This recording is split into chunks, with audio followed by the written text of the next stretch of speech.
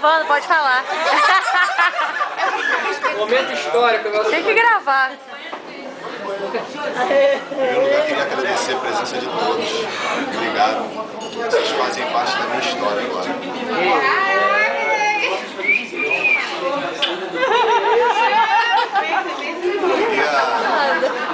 Queria dizer para vocês que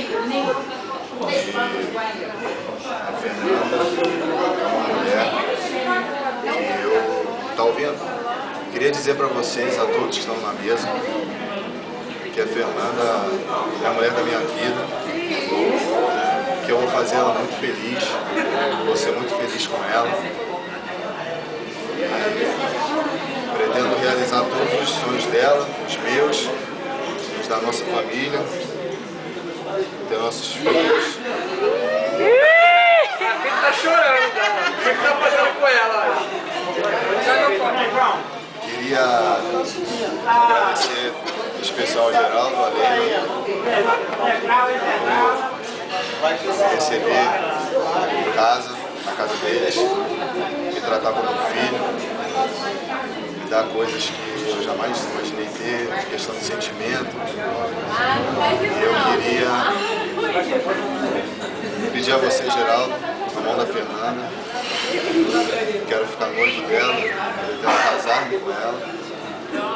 E queria sua permissão, diante de tantas pessoas maravilhosas, diante de Deus, e dizer que eu amo todos vocês, amo vocês, minha família, os presentes.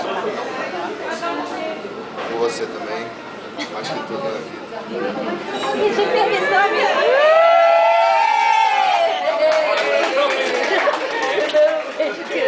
Papai, você tá vendo isso aí, papai?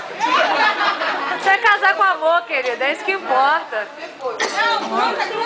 Dá permissão? Senão não adianta nada. Você beija nós.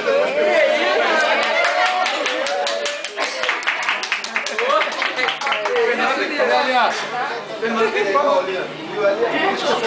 Ai, a Fernanda tem que coroar. Casando com a Fernanda, me leva de brinde.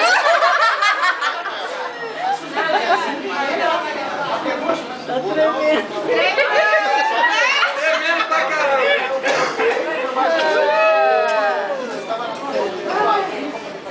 Nossa, como brilha, como brilha.